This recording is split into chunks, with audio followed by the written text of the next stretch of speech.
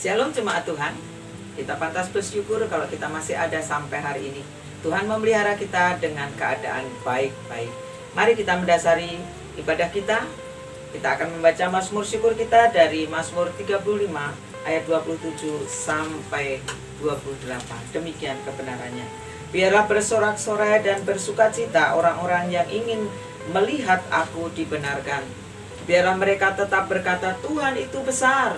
Dia menginginkan keselamatan hambanya, dan lidahku akan menyebut-nyebut keadilanmu, memuji-muji engkau sepanjang hari. Itulah kenyataannya saudara, Tuhan membela kita luar biasa sampai akhirnya nanti, bahkan masa depan ada di dalam kita. Jemaat GKI Tanjung Karang mengucap syukur kepada Tuhan kalau boleh ada hingga sampai hari ini. Mari kita mendengar firman Tuhan, kita memuji menyembah Tuhan di dalam roh dan kebenaran. Haleluya.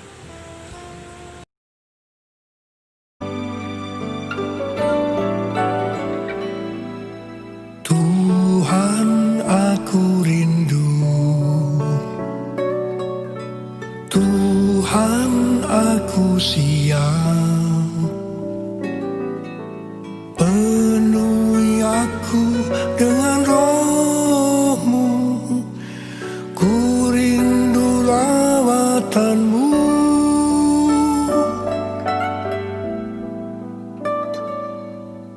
Tuhan, aku rindu. Tuhan, aku siap. Penuhi aku dengan roh-Mu. Ku rindu lawatan-Mu. Ku rindukan Kau hadir di sini saat ini, Tuhan. Ku rindukan Roh-Mu mengurapi saat ini, Yesus. Salam jemaat Tuhan, puji syukur kalau kita pada saat ini ada dan pada saat ini kita diberikan kembali kesempatan untuk mendengarkan kebenaran firman Tuhan. Kebenaran firman Tuhan pada hari ini saya memberikan satu tema yang juga masih menjadi aplikasi kita, yaitu untuk hidup benar. Memilih untuk hidup benar. Saya ambil dari Efesus pasal 4 ayat 25 sampai 27. Namun sebelum kita membaca dan mendengarkan firman ini, yuk kita sama-sama di dalam doa. Tuhan, pimpinlah kami dengan kuasa Roh Kudus-Mu, sehingga apa yang kami dengar pada hari ini melalui kebenaran firman-Mu, kami diberikan kemampuan untuk kami bisa merubah kehidupan kami semakin hari semakin berkenan di hadapan Tuhan. Berfirmanlah Tuhan, kami anak-anak-Mu membutuhkan pertolongan-Mu untuk memahaminya di dalam kebenaran firman ini. Haleluya, amin. Saudara, kita harus menjadi suatu bagian dalam kehidupan kita ini di situasi yang pada saat ini marak dengan kejahatan, marak dengan tipu daya, marak dengan dusta, marak dengan kejahatan-kejahatan yang lain yang kita dengar pada hari ini.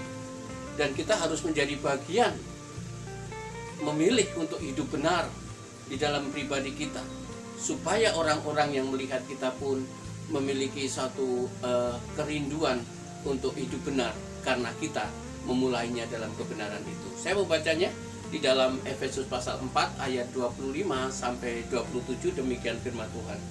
Karena itu buanglah dusta dan berkatalah benar seorang kepada yang lain, karena kita adalah sesama anggota.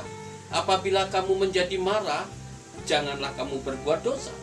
Janganlah matahari terbenam sebelum padam amarahmu. Ayat 27. Dan janganlah beri kesempatan kepada iblis.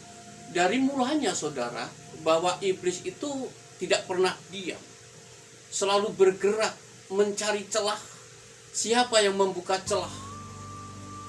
Yaitu kita sebagai manusia yang diperhadapkan oleh kondisi-kondisi yang hidup kita sulit untuk hidup dalam kebenaran ini. Maka celah itu yang diambil oleh iblis. Maka ayat 27 katakan, jangan memberi kesempatan kepada iblis. Kata kesempatan ini adalah memiliki arti posisi, tempat, di mana kita berada, di mana ada di dalam lingkungan kita. Jadi kata kesempatan itu adalah bagaimana ada waktu, bagaimana ada tempat, bagaimana ada kehidupan kita. Maka dari awal tadi saya katakan, ayo kita menjadi bagian. Di situasi yang seperti ini hari-hari semakin jahat, semakin kesulitan, semakin dalam penderitaan yang kita dengar dalam berita, kita menjadi bagian dari hidup benar itu. Tema ini sebetulnya mengarah kepada hidup baru. Maka Rasul Paulus di jemaat Efesus ini mengarahkan kepada kita sebagai umatnya. Khususnya saya sampaikan, saya sebagai gembala, sebagai hamba Tuhan, ya, mengarahkan, menuntun Bapak Ibu jemaat Gereja Kristen Alkitab Indonesia untuk memilih hidup benar. Bagaimana kita bisa memilih hidup benar? Tentunya dimulai dari perubahan pribadi kita. Jangan melihat orang lain. Jangan pernah kita mengatur orang lain. Kamu harusnya begini. Atur diri kita sendiri. Jadi yang pertama, untuk kita memilih hidup benar, atur diri kita sendiri.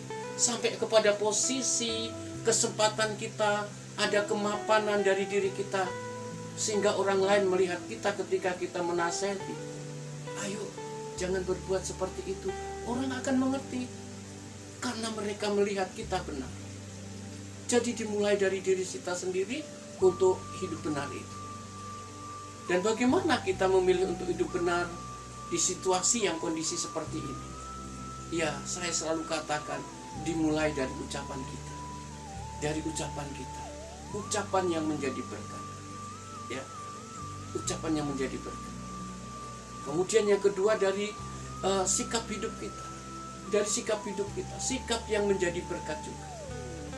Dari cara-cara hidup kita saat ini, saudara, ayo kita menjadi bagian di dalam kebenaran di situasi yang sulit, situasi yang hari-hari ini semakin jahat. Firman Tuhan hari ini menyatakan perubahan kehidupan kita sangat menjadi penting, ya. Memilih untuk hidup benar, memilih untuk hidup berkenan di hadapan Tuhan.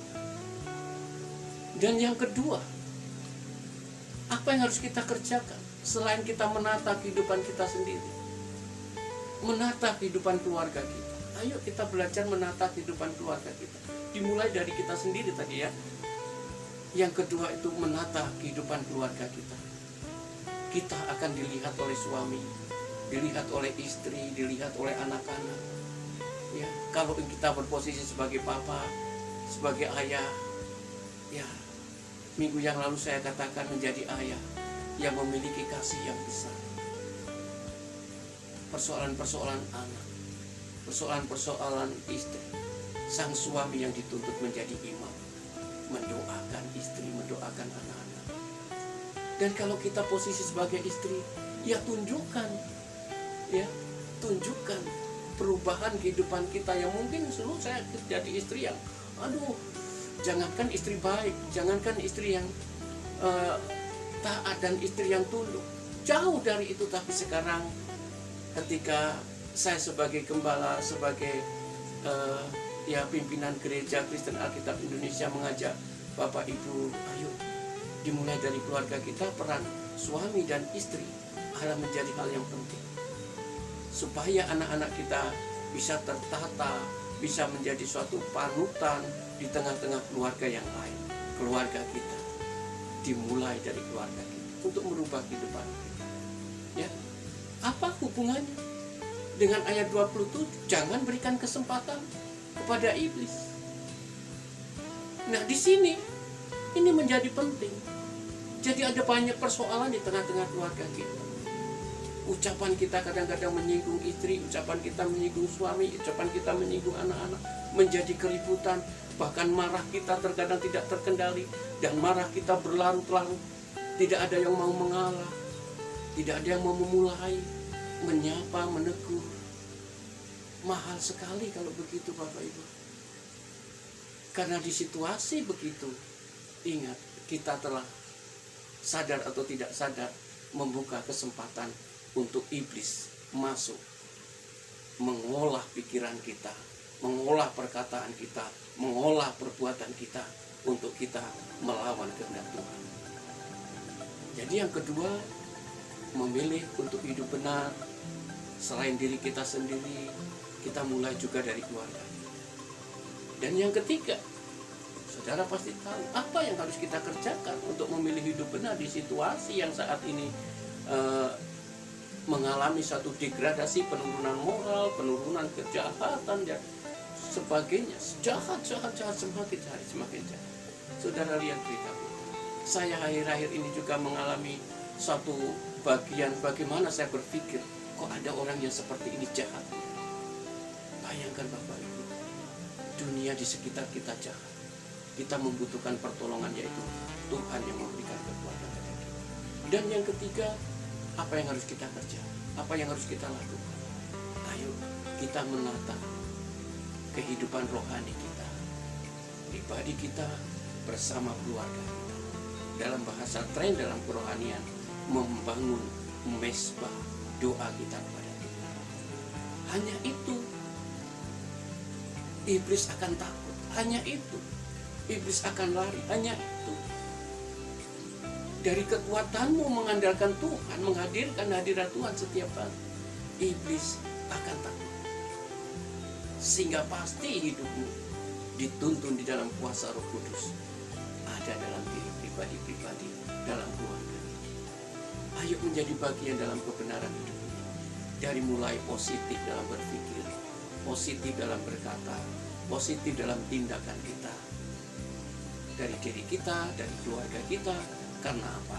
Karena kita sudah mengandalkan Tuhan, menghadirkan hadirat Tuhan dalam diri kita. Tema firman Tuhan ini sederhana, sangat sederhana dan sangat singkat untuk membawa Bapak Ibu hidup di dalam kebenaran. Ya, jangan beri kesempatan kepada iblis. Engkau yang berbohong, berkatalah jujur pada hati.